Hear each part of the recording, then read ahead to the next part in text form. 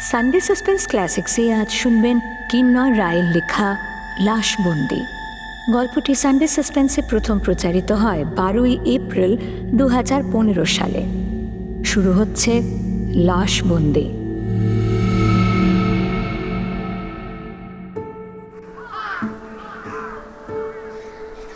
তখন সন্ধে হয়ে আসছিল। লম্বা বারান্দায় একটা কেঠো বেঞ্চির ওপর বসেছিলাম আমি একাই। আমার ডান দিকে একটা এবড়ো খেবড়ো আধ ভাঙা পাঁচিল, ওর পেছনে কয়েকটা মেটে ঘর, কচুরিপানাওয়ালা এঁদো ডোবা কাঁচা নর্দমা। মেঠো ঘরের সামনে চড়ে বেড়াচ্ছে লাল ঝোটনওয়ালা ঘাড় উঁচু মোরগ আর গোটা তিনেক বিবি আর এক পাল বাচ্চা। একটি সুখী শুয়োর পরিবার কাদা খোঁচাচ্ছে কাঁচা নর্দমায়। খুঁটোয় বাঁধা একটা ছাগল, রোদটা পড়ছে। কার্তিকের মাঝামাঝি ছোটবেলার সাথে দৌড়ে সামাল দেয়া যায় না। আমার সঙ্গী দুজন আশেপাশে কেউ নেই। আমার পেছনে বিস্তীর্ণ মাঠ, একটা পচা ভ্যাপসানি গন্ধ চারধারে, গা গুলোয়। গন্ধটাকে চাপা দেবার জন্য একটা সিগারেট জ্বালি।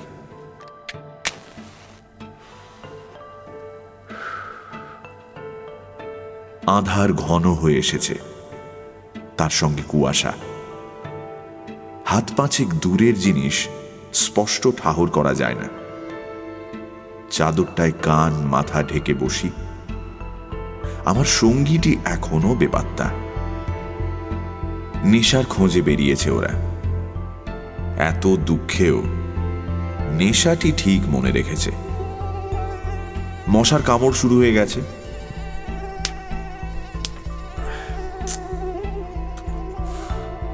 ভালো করে চাদর মুড়ি দিয়ে সিগারেটটায় শেষ টান দিয়ে ফেলতে যাব, ঠিক তখনই আগুন আছে নাকি কথা? ঘাড়ের পেছনে অমন ফ্যাস ফ্যাসে গলার আওয়াজে ভেতরে একটু চমকে উঠলাম। ঘাড় ফিরিয়ে পকেট হাতড়ে দেশলাই বের করে বাড়িয়ে দিলাম ওর দিকে। দেশলাইয়ের আবছা আলোয় মোটামুটি আন্দাজ পেলাম মানুষটার। সারা মুখে বসন্তের দাগ, বাঁ গালে একটু আড়াআড়ি পোড়া দাগ, বাঁ চোখে স্থায়ী অন্ধকার, মাথায় একটা নতুন সাদা ব্যান্ডেজ। দেশলাই ফেরত দিল লোকটা, আর সেই মুহূর্তে মানুষটাকে আমার খুব চেনা মনে হলো। স্মৃতির অ্যালবাম হাতড়াচ্ছি তো হাতড়াচ্ছি, হঠাৎ মনে পড়ে গেল নামটা, সনাতন। 71 সালের এক বৃষ্টি ভেজা শ্যাঁতানো সন্ধ্যায় আমার আলাপ সনাতনের সাথে, ঠিক এইখানে। জায়গাটার নাম মর্গ। গেঁয়ো লোকেরা বলে চেরাই ঘর। প্রবীরের লাশ নিতে এসেছিলাম আমি। প্রবীর আমার ছাত্র। ঘটনার 4 ঘন্টা আগে প্রবীরের সাথে আমি তর্ক করেছিলাম ওদের মত এবং পথ নিয়ে। কথায় কথায় বেশ উত্তেজিত হয়ে পড়েছিল প্রবীর, তারপর চলে গিয়েছিল। পরদিন ভোরে আলের পাশে ওর মৃতদেহটা পাওয়া গিয়েছিল। পাইপ গানের দুটো গুলি গেঁথেছিল ওর শরীরে। ডামাডোলের বাজার তখন। বেলার দিকে পুলিশ লাশ তুলে এনেছিল। লাশ বের করাও এক জ্বালাতনের ব্যাপার। কেউ আসতে চায় না, পাছে অপর দলের বিষ নজরে পড়ে। আমার কাছে দৌড়ে এসেছিলেন প্রবীরের বুড়ো বাবা। আমি রাজি হয়েছিলাম ওদের সাথে চেরাই ঘরে গিয়ে লাশ আনতে। টিপির টিপির বৃষ্টি পড়ছিল সারাদিন। ভাদ্রের শেষের ড্যাম্প ধরা মরা আকাশ। চেরাই ঘরে লাশ জমেছিল অনেক। চেরাইয়ের লোক কিন্তু ওই সবেধন নীলমণি সনাতন। সেদিনই সামান্য পরিচয় ওর সাথে। সনাতন জাতে বাগদি। ওর ঠাকুরদা ছিল ফাঁসুড়ে। মানে জল্লাদ। এখন ফাঁসি প্রায় বন্ধ, তাই সনাতনও ছেড়ে দিয়েছে ওর লাইন। এখন এটাই ওর ব্যবসা। কি জানি আমাকে কেমন ভালো লেগে গেছিল সনাতনের। অনেক আগেই চেরাই করে দিয়েছিল প্রবীরের লাশ। কিছু টাকা ওর হাতে গুঁজে দিতে গিয়েছিলাম আমি। শুকনো রক্তের ছোপ ধরা লুঙ্গি পরনে আদুর গায়ের সনাতন হো হো করে হেসে উঠেছিল। ওর লোমহীন বুকের শীষের তাবিজটা ঝিকোচ্ছিল। মুখ দিয়ে বেরিয়ে আসছিল দেশি মদের গন্ধ। ট্যাঁকটা দেখিয়ে বলেছিল, অনেক টাকা পেয়েছি কর্তা, মানুষ কেটে। ওই টাকাটা নিয়ে যান আপনি। সেদিন সনাতনের মধ্যে আমি আর একটা সনাতনের ছবি দেখেছিলাম। আমার পাশের কেঠো বেঞ্চিটার উপর একদম চুপচাপ বসে আছে সনাতন। অন্ধকার অনেক ঘন। কাল অমাবস্যা গেছে। আকাশে কাস্তের মতো প্রতিপদের এক ফালি বাঁকা চাঁদ। এখানে এখনো কেউ আলো জ্বালেনি। আজ বোধহয় লোডশেডিং। পাঁচিলের ওপাশে এখন জোনাকির মেলা। দূর থেকে ভেসে আসছে ঝিঝির বিষণ্ণ কোরাস। সামনে অন্ধকার লাশঘর, দরজা ভেজানো, একটা গা ছমছমানি ভাব। বিন্দের বউয়ের লাশ নিতে এসেছি আমরা। আমি, বিন্দে আর বিন্দের শালা নটবর। ভরাট জোয়ান শরীর বিন্দের বউয়ের। কেন যে ফলিডল খেলো কেউ জানে না। কাক ভরে বিন্দের চিৎকার আর দরজা পেটাপেটিতে ঘুম ভেঙে বাইরে আসতেই পায়ের ওপর উবুড় হয়ে পড়েছে বিন্দে। বাসন্তী বিষ খেয়েছে, বাসন্তী বিষ খেয়েছে। কথাটা তীরের মতো মাথায় বিঁধল। বাসন্তী মানে বিন্দের বউ। আছাড়ি পিছাড়ি কান্না বিন্দের। ওর মুখ থেকেই শুনলাম পরশু নেশা করে বাড়ি ফিরেছিল বিন্দে অনেক রাতে। রাতে বিছানায় শুয়ে বউয়ের গায়ে হাত দিতেই ফোঁস করে উঠেছিল বাসন্তী। বলেছিল, কোন সাহসে নেশা করে আমার গায়ে হাত দাও তুমি? নেশা করা নষ্ট মেয়ে মানুষের ঘরে থাকলেই তো পারো। একে নেশার ঝোঁক, তার উপর অপমান। সেই রাতেই চেলা কাঠ দিয়ে পিটিয়েছিল বিন্দে বাসন্তীকে। হাত ধরে বের করে দিয়েছিল ঘরের বাইরে। পুরো 24 ঘন্টাও ঘুরল কি না ঘুরল, বাসন্তী চলে গেল। মাথার কাছে ফলিডলের শিশি। বিন্দের সাথে গিয়ে লাশ দেখেছি। একটুও বিকৃতি নেই বাসন্তীর মুখে। কপাল জোড়া ভোরের সূর্যের মতো সিঁদুর, লাল পাড় শাড়ি, দিব্যি হাসি হাসি ফোলা ফোলা মুখ। থানায় খবর দেওয়া হলো। তারপর সেখান থেকে লাশ চেরাই ঘরে। বিন্দে আর নটবরের কোনো পাত্তা নেই। যত জ্বালা হয়েছে আমার। লাশ ঘরের ভ্যাপসা গন্ধটা ঘুরে ঘুরে আসছে। লোকটার সাথে আলাপ করা দরকার। লোকটা যদি সনাতন হয়। বুকে সাহস এনে ডাক দিলাম, সনাতন, সনাতন। একটু চমকে ঘাড় ফেরালো মানুষটা। কে? আমি সনাতন, আমতার পঞ্চু মাস্টার। সনাতন একটু চুপ করে রইল। কি যেন ভাবলো মনে মনে। তারপর বলল, মাস্টার মশাই আপনি?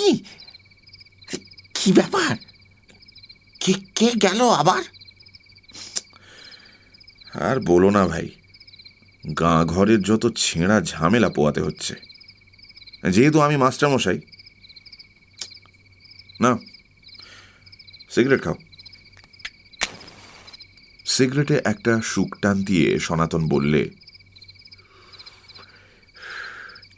দিনকাল বড্ড খারাপ মাস্টার মশাই, টাকা পত্রের রোজগার নেই একেবারে, লাশটা সার আসে না বললেই চলে।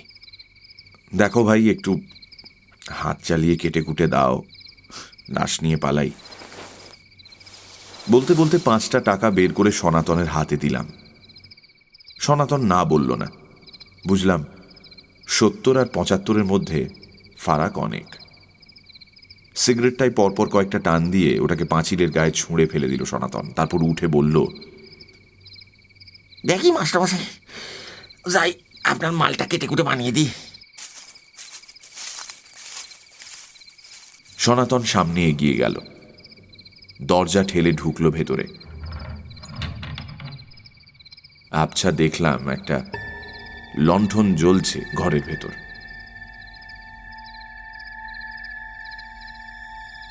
এরপর প্রায় 1 ঘন্টা কেটে গেছে।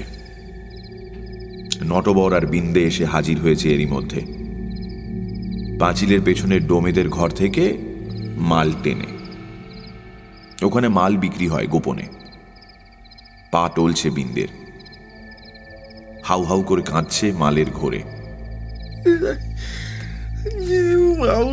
বাসন্তী চলে গেল,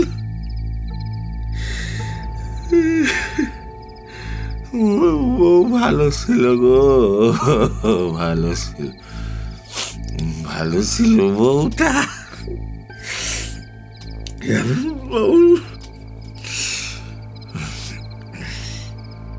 এই অন্ধকার চেরাই ঘরের সামনে দুটো মাতালকে এখন সামলাই কি করে? নটবর কুম মেরে আছে, বিন্দে বিড়বিড় করে বলছে বাসন্তীর নাম, আর মাঝে মাঝে চিৎকার করে কেঁদে উঠছে। আশেপাশে কেউ কোথাও নেই। বাসন্তী রে,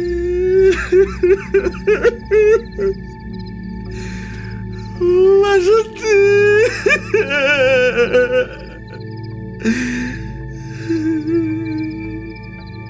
সময় পার হয়ে যাচ্ছে দ্রুত। সনাতনের কোনো সাড়া শব্দ নেই। সাহসে ভর দিয়ে উঠলাম আমি। ওরা দুজন বেঞ্চির উপর বসে। আধ ভেজানো দরজার ফাঁক দিয়ে দেখা যাচ্ছে লণ্ঠনের ম্লান আলো।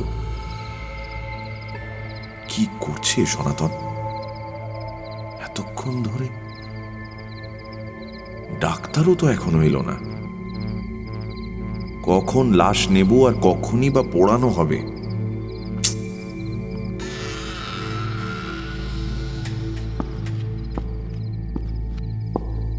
দরজাটা ফাঁক করে ঢুকলাম একাই। একটা চাপা ভ্যাপসা দুর্গন্ধ সমস্ত ঘর জুড়ে।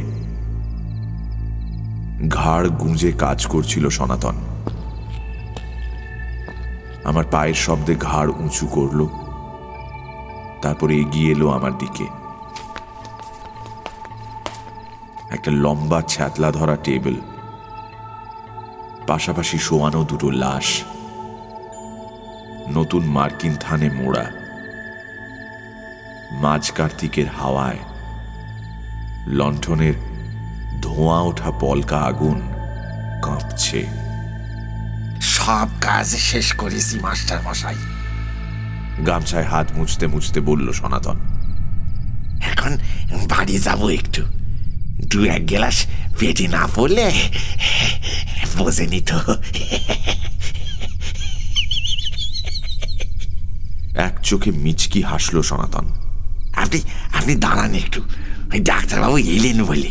কি মাস্টার মশাই, দেখবেন নাকি লাস্ট টাইমার? হ্যাঁ, কাটাকুটি করে কেমন খোলটাই হয়েছে। সনাতন আমার দিকে ঘুরে প্রশ্ন করল।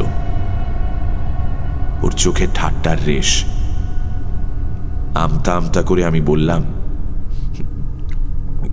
না থাক, একে লাশ, তার উপর আবার মেয়ে ছেলে। দেখেনি না কাটার পর কেমন?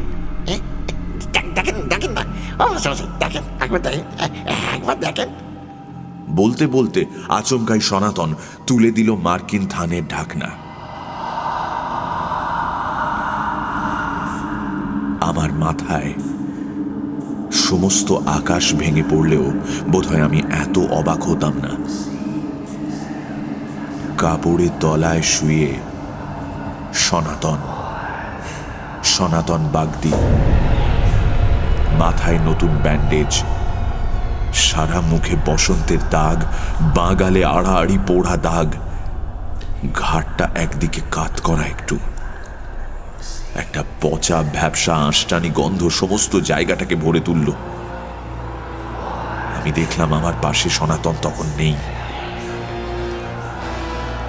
সমস্ত ব্যাপারটা একেবারে তালগোল পাকিয়ে গেল। লণ্ঠনের লালচে কাঁপা আলো বাইরের দমকা হাওয়ায় নিভে গেল।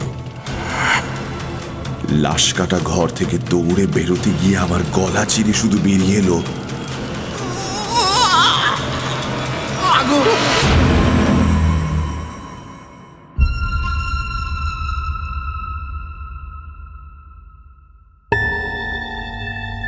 সানডে সাসপেন্স ক্লাসিক্সে আজ শুনছিলেন লাশবন্দি, রচনা কিন্নর রায়। কিন্নর রায়ের জন্ম 1953 সালের 6ই নভেম্বর। লেখালেখির শুরু 70 দশকের শেষের দিকে। লিখেছেন বহু গল্প, উপন্যাস, প্রবন্ধ এবং ছোটদের জন্য বিচিত্র লেখা। উল্লেখযোগ্য উপন্যাসের মধ্যে প্রকৃতি পাঠ, আগুনের সিঁড়ি এবং নিরপেক্ষ বিশেষভাবে জনপ্রিয়।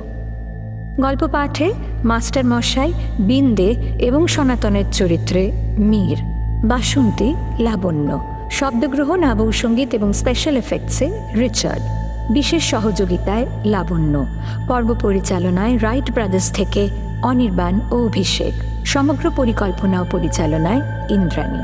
বিশেষ ধন্যবাদ জানাই ডেজ পাবলিশিংকে এই উদ্যোগে আমাদের পাশে থাকার জন্য।